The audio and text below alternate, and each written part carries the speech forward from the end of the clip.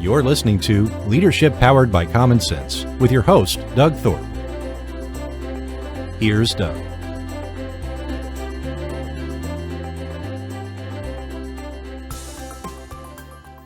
Well, hello again, everyone. You're listening to another episode of Leadership Powered by Common Sense. I'm your host, Doug Thorpe. Today, we're going to have a journey down the technology highway. I've got a guest who himself runs a technology company that specializes in helping small to mid-sized businesses with their technology support. He's a gentleman I met a number of years ago. We were doing a local networking event, and that's how we met. We actually literally live down the road from each other, and that's a relative term in modern day speak, but nonetheless, we can get to each other in about 30 minutes if we want to. So anyway, it's my pleasure to introduce to you a gentleman named Roland Parker. Roland, welcome to the show. Thanks, Doug. Great to jump on your show. Well, you can immediately detect a little bit of an accent in Roland's speech. Deep South Texas accent. Deep South Texas is what he likes to say. But with that, Roland, share with everybody your really interesting backstory on what brought you to Texas and your business here locally. So I'm from a country called Zimbabwe, which used to be known as Rhodesia. And my family had actually migrated there in the 1890s when it was Southern Rhodesia, became Rhodesia in 65, and then Zimbabwe in 1980. And my wife and I started Impress Computers in Zimbabwe in 93. And then, life always throws a few challenges at you. We actually grew the company to one of the biggest in the country. And then on the 23rd of September of 99, she had a car accident. So her neck was snapped at C6, C7. And so she's got limited mobility in her arms and no hand movement or anything below that. So suddenly our life was turned upside down. Our kids were 5 and 8 at the time of her accident. And then while she was in the rehabilitation center recovering from that, the country erupted in violence. So they did a big farm invasion where they were taking over the white-owned farms, and that violence then spread to the cities. So we found ourselves in a situation where, there was a lot of violence. People were being tortured, picked up. Some people were being murdered. So we got to the point where we had been involved in supporting the opposition for a period of time. And then the target was put on our back, and we just felt it was unsafe to live there. So we opened up a world map and said, where in the world are we going to go? So we looked at Australia, we looked at Europe, we looked at the UK, and then we looked at the US. And since my wife's accident, she can't take the cold weather. So she was like, wherever we're going to go, it's got to be warm. So that kind of was, we cut out the UK, decided, look at Australia, look at the US. And when we decided on the US, there was the three big states that stood out was California, Florida, and Texas. And we quickly determined, California's got great weather, but the cost of living, the business environment, it was just like, wow, there's no ways we're going to be able to start up a business in this type of atmosphere. Florida seemed to be more tourist retirement. So Texas seemed to be very open, lower cost of living, and it seemed to make the most sense. So we looked at Texas, then we found Houston. And when we were looking at Houston, we saw this little thing that popped up that said, I love Katy. And I said, look at Katy. There's this town called Katy, Texas. It's close to Galveston, close to the big city of Houston. We can get anywhere, very wheelchair friendly. And it was seemed to make sense. So we made this decision in January 2003. We got our visas, formed a company, signed a 5-year lease on our premises, wrapped up our house in Zimbabwe, bought a house over the internet, and we're physically here in Katy, Texas on the 25th of March. So 2.5 months, we just made that huge leap of faith and landed in Katy. And then it was like, okay, we're here, now what do we do? Wow. Well, for those of you that have gone out and started businesses, I challenge you to tell me a more challenging story than what Roland has shared there. Boy, the personal burden of your wife being disabled from that car wreck. Thankfully, she survived it, right? But yeah, and the great thing is she works every day. So even though she's got limitations, I've got to put her in a chair and move her from time to time.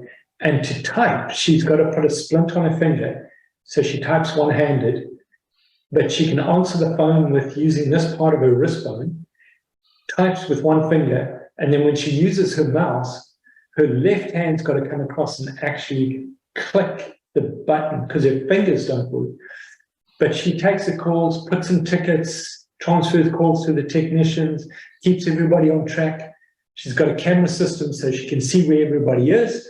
And she keeps all of us guys in track. And, we're a staff of 15, so she's got a busy schedule keeping on top of everybody. But it's amazing how you can adapt to your new conditions. Right.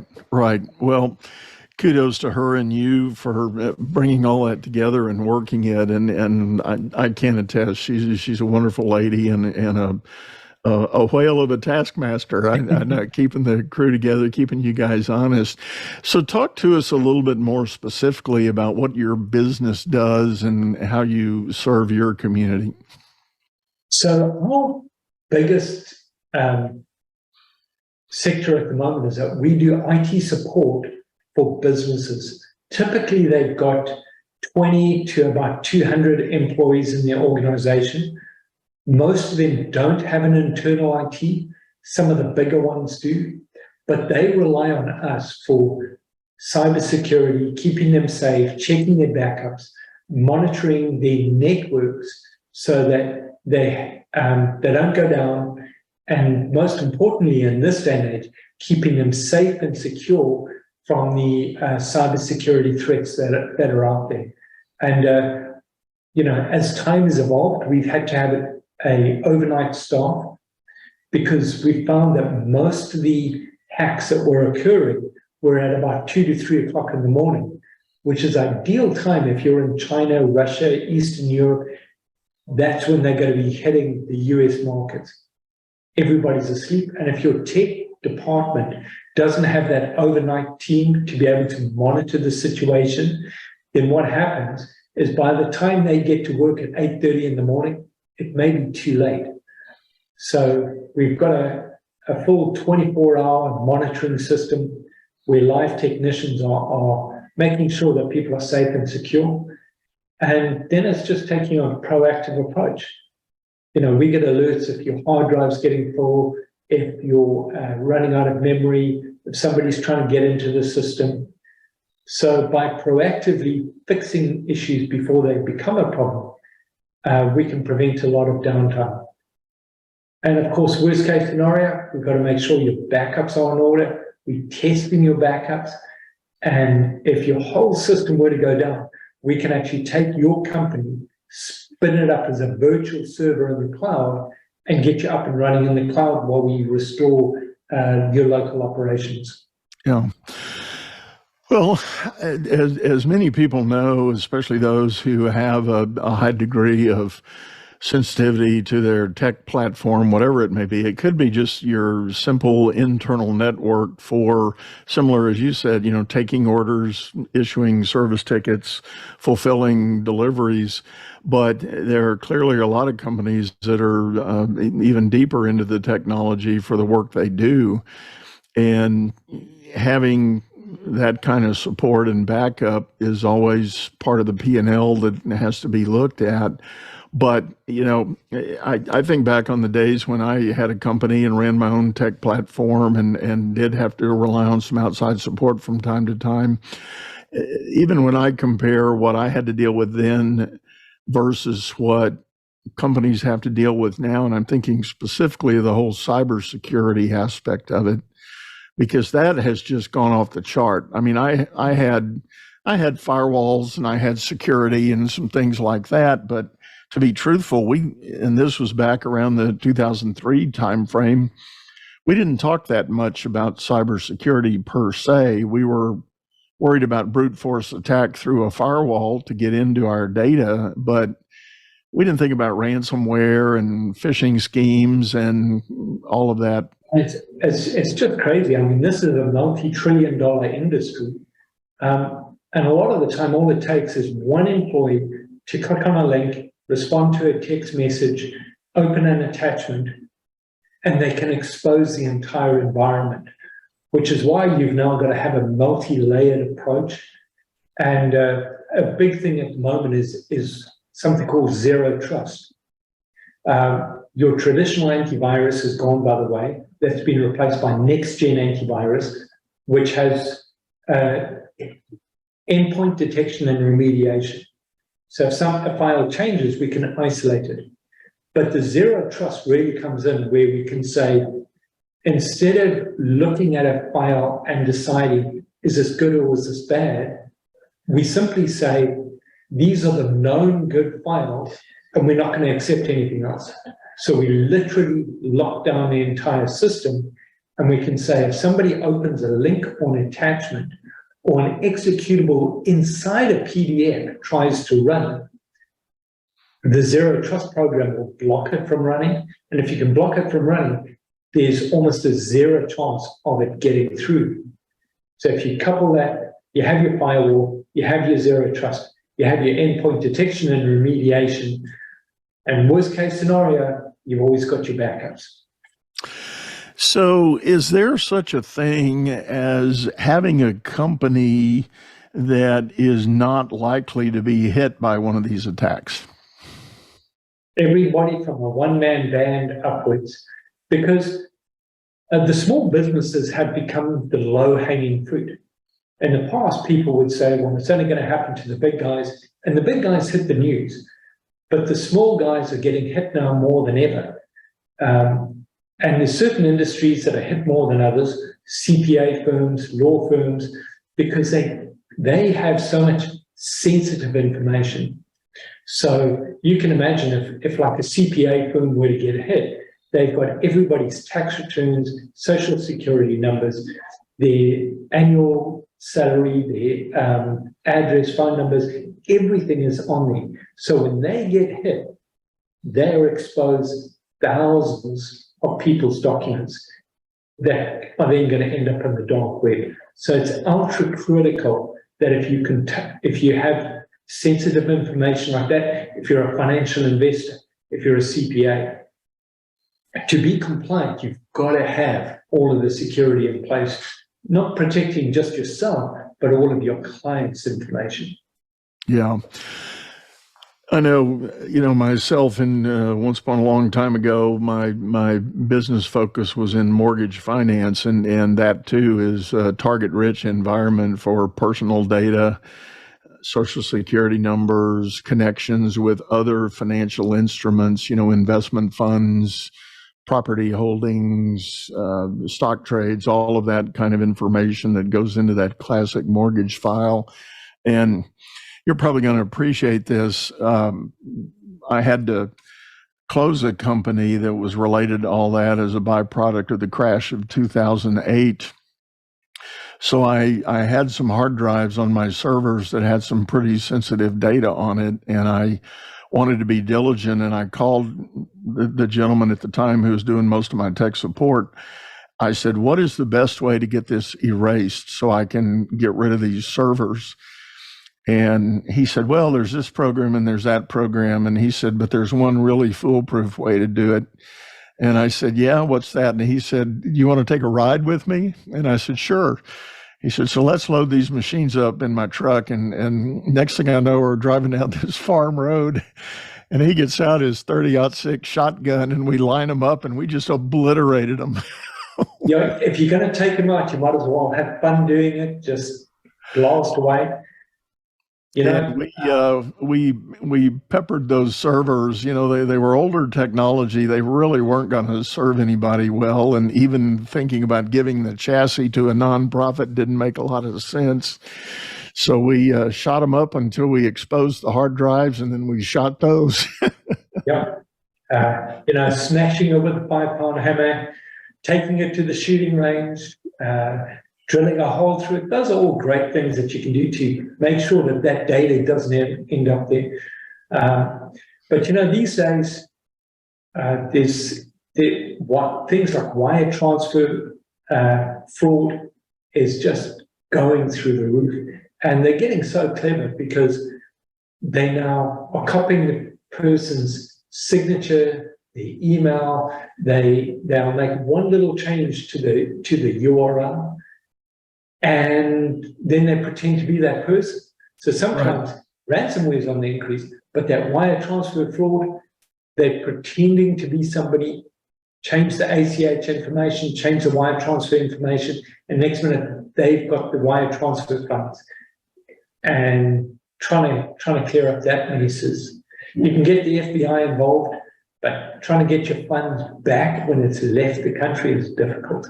Yeah, horrible. Well, let me shift gears just a little bit. Let's talk about from a business ownership standpoint and that basic investment in technology systems and services to support. First question that comes to my mind: what is the shelf life of a suite of technology today? Well, if you're talking about laptops, you're going to get about 5 years out of it. Desktops, you can get 5 to 7 years, and servers are going to be about 7 years. Now, sometimes if you're in a fast, rapidly moving environment where you've got to keep up with the latest technologies, people will change them every 3 years. But typically, laptop 3 to 5 years, desktop 5 years, sometimes 7 years. But you know, they keep improving technology, improving speed. So sometimes it's actually your programs that almost force you to get newer, faster equipment, especially if you're doing AutoCAD or anything like that. You don't want to be paying while you've got a very expensive engineer or CAD designer sitting there on 4-year-old equipment when you could cut his production time down dramatically by going with the latest technology. That's always a paper chase of sorts in knowing when to pull the trigger and make that next incremental investment in new equipment. Of course, now, as I recall, a lot of the accounting rules, you can depreciate that stuff pretty fast, get it charged off, and turn it around, so you don't have that long tail depreciation cycle to keep track of. One of the things we do for our clients is once we do the onboarding, we'll sit down with our clients every quarter and we actually go through all of their computers and we start saying, this next quarter, these are the machines that need to be replaced. So they've got a plan, you know, they know what they're going to be spending in 2023, 2024, 2025. We lay it out for them when we recommend when those machines should be either upgraded or replaced. Wow, that's powerful. Good stuff. Well, what about the question of moving your company to the cloud? At first, I'm going to ask a real basic question. What does that mean to a business owner? So going to the cloud can be a good move, but it's not always necessary. People think, well, it's going to be easier to move to the cloud. Sometimes it's more expensive. So really, at the end of the day, the cloud is just a server somewhere, but it's not on your premises. So we like to do a rule of thumb. If all of your employees work from the office and you don't have that many remote workers, it makes more sense to actually have an on-premise server and keep it secure and locked down locally. Now, as you get to a situation where you have an increased number of remote workers or multiple locations, then it makes more sense to say, we're going to go in the cloud, and it really depends on what programs you're using.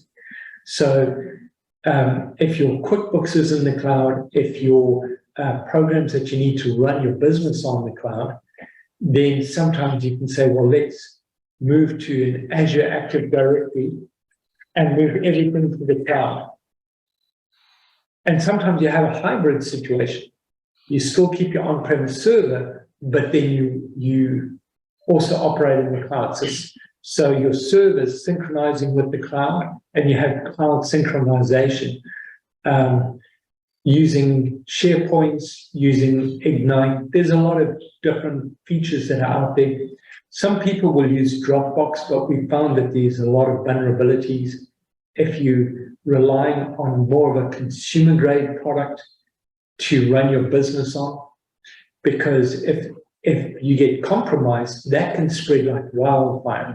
Because with cloud synchronization, whether it's OneDrive, Dropbox, Google Drive, if you're synchronizing with all of your computers, if one person gets infected, it's basically spreading like wildfire throughout your environment. So you've got to be careful on how you set it up. The same thing when you've got remote workers. If they're either remoting into your on-premise server or they're logging onto your server in the cloud, if you don't lock those machines down that you're giving access, if that person uses their own device, you can say,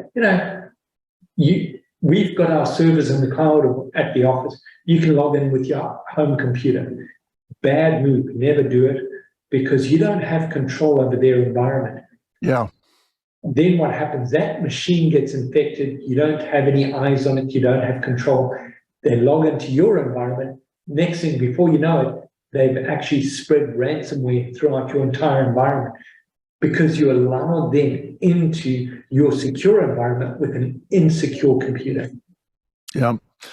The facetious thought going through my mind is we had COVID pandemic symptoms before we ever had COVID because of the way these computers share things and virally infect each other, not in the same biological sense, but in the practical sense.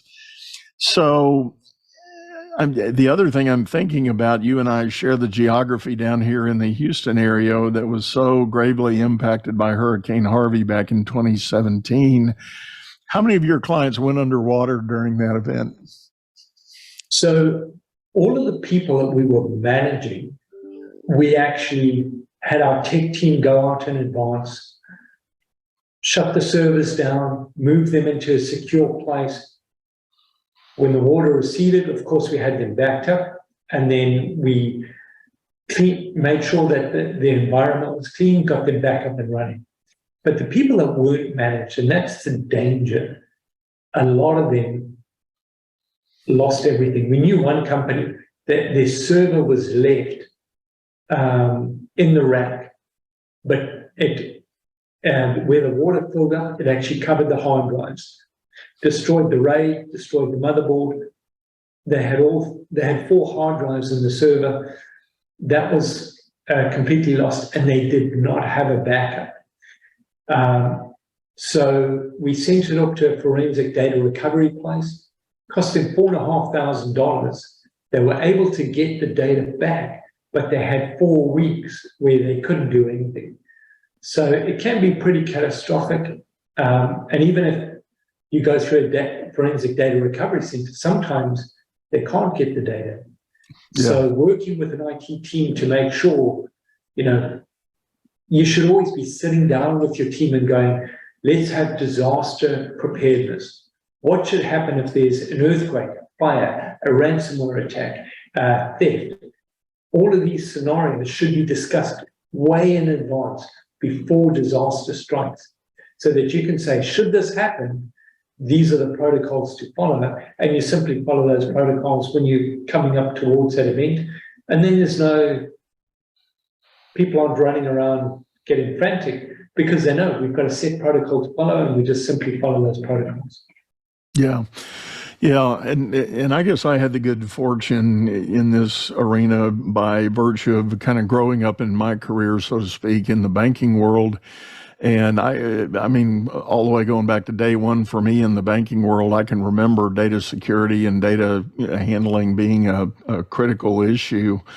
Even though parts of our bank, I'm going to tell my age, parts of our bank were still on the old, what was then called a mainframe computer, but we still had backup protocols. We still had those disaster recovery plans. People had roles and responsibilities. We had calling trees, all those things that play out when there is a disaster happening. And I guess that got into my DNA. So as I've gone on to do other things, I still, when I think about a business and I think about data, I think about those kind of, it's almost like there's a mental checklist I've got that I can't get rid of. Yeah, and for some people, they don't think about it till it happens. But sometimes it's too late. So either way, you're going to have downtime if you don't prepare. So that's why we like to go through what is, how quickly do you need to be up and running should something happen? And then depending on how quickly you need to be back up and running is how quickly we can set up your environment. Do you have to have two servers that are mirroring each other? Do you have to have a backup in the cloud that we can spin up a virtual server? What does that look like? How are your employees going to connect to it? So you've really got to go through each scenario, and then you look at what would happen. If somebody broke into your premises and stole your computers, what would happen if you had a fire, if there was a flood, if there was a ransomware attack, and really go through who's responsible, what are we going to do, and what steps should you take in the event that happens. Yeah.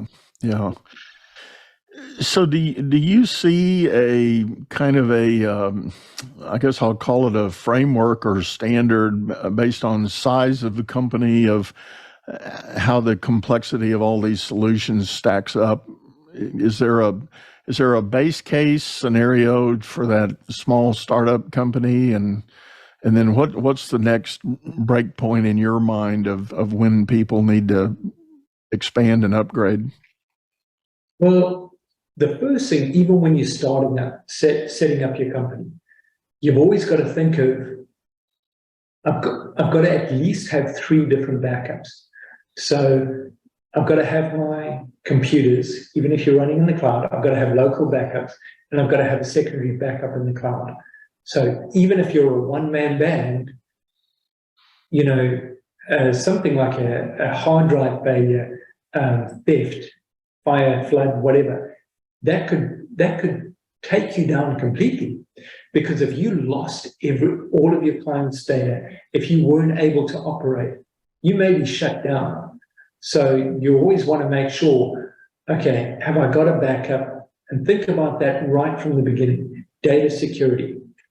And then you really want to put a good antivirus system, a good backup, and at least put in a firewall. So if you've got those 3 things, firewall, good antivirus, and a backup, that's a good starting point. As you get bigger, you then start to need 24/7 monitoring. You need to have the zero trust because you're just that much more vulnerable. The bigger you are, the more chances you have of an employee clicking on a link and an attachment, especially as you're growing and the focus is on growth. Sometimes you lose the focus on security at the same time. So you've got to start putting those things in place as you grow. So I would say, 0 to 5 employees, just make sure you've got a good antivirus, firewall, and 3 different backups. And as you get beyond 5, you then start really needing that monitoring service that comes from a managed service provider. Yeah. I think that's really helpful to think about, and I do see situations with entrepreneurs that I work with. They fundamentally just haven't thought about this. They've got maybe some form of enterprise software that they're using where there's cross-team collaboration and activity going on. But if it's a licensed software, like a software as a service kind of cloud-based thing, they think, well, I'm okay. That's all my vendor does all that for me and it's all good, but you better be checking on those guys. And if whatever. And what you got to remember is that they've got you. So you're doing software as a service. You're logging into the cloud, and you're thinking that's great. The problem is, if your machine gets compromised and you don't have multi-factor authentication set up, then what happens is if somebody gets onto your machine, they've got the keys to the kingdom. They can go through all your records. They can encrypt all your stuff. They can delete documents. They can do whatever they want because they've got control. So don't fall into the complacency of thinking, well, my stuff's in the cloud, I'm going to be okay. The same thing with getting Office 365. You think, well, my emails are hosted by Microsoft, I'm okay. If my hard drive dies or my laptop gets stolen, I can just reinstall Microsoft Office and it'll resync with the cloud. The problem is Microsoft does not back up your emails. So if you delete something by mistake or a malicious person gets in there and starts deleting things, it's gone. Microsoft doesn't back it up. So with your emails, you've got to have multi-factor authentication. You've got to have security around it. And then you've also got to have backups of your emails. Yeah, I think that's a critical element to think about because so many businesses are able to run with these third-party solutions. This software as a service is the popular name for it. And to your point, people will get a false sense of security. Well, that's where I do my business is over on that platform, and now I'm okay. But there are still the vulnerabilities and these risks and troubles that can come from it. So, being aware of your risks and responsibilities when you arrange those kind of contracts, you need to ask a lot of questions and you need to think about these risky things that you're citing here. Bottom line is, smart move on a business owner's part would be to call a guy like you to consult with and just ask the question, what should I be thinking? Yeah, because at the end of the day, you're not an IT professional. You want to look after your own business, and you want to leave the thinking of the security and the backups and the integrity of your data to somebody like an IT professional, because you don't know what you don't know. And whether you're a plumber, a lawyer, CPA, whatever the case, engineer, concentrate on your business and get an IT professional involved to make sure that everything's being backed up, that everything's secure, and that your staff can run efficiently. Yeah. Well, Roland, this has been great, and thank you for sitting in with us, taking some time out of your busy day to do that. If people want to get a hold of you and learn more about their options for getting these managed services, how should they do that? Probably one of the best ways, they can go to our website, impresscomputers.tech, TECH, or they can just give us a call, 281-647-9977, and we'll just schedule an on-site assessment. We don't charge for that, and we can just sit down with you and have a conversation and see if it's going to be a good fit to protect your environment. Yeah, great, good stuff. And as always, folks, we will have that information in the show notes. Just click the links below here, and you'll be able to hop in and get a hold of Roland or his team. And with that, Roland, I'm going to say one last time, thank you for sharing all this. I think it's really critical and important, and thank you for your wisdom and experience. Thanks, Doug. Great chatting to you, and hopefully we'll see you soon at one of the networking events. Yeah, I need to do that again. And folks, at this point, I always like to remind you that if you're listening to this show on your favorite streaming service, we do have a video version over on YouTube, channel by the same name, Leadership Powered by Common Sense. And I encourage you to hop over there. We've opened up a membership community on the YouTube channel. You can get some other private perks and benefits by becoming a member of that community. So go over there to YouTube, Leadership Powered by Common Sense, check it out, and give us a note. Tell us if you've got some ideas or questions about future episodes. We certainly entertain those ideas as well. So for now, we're going to sign off, say goodbye, and wish you the best. Thanks, Doug. You've been listening to Leadership Powered by Common Sense, hosted by Doug Thorpe. If you would like to know more about the coaching and advisory services he provides, visit dougthorpe.com.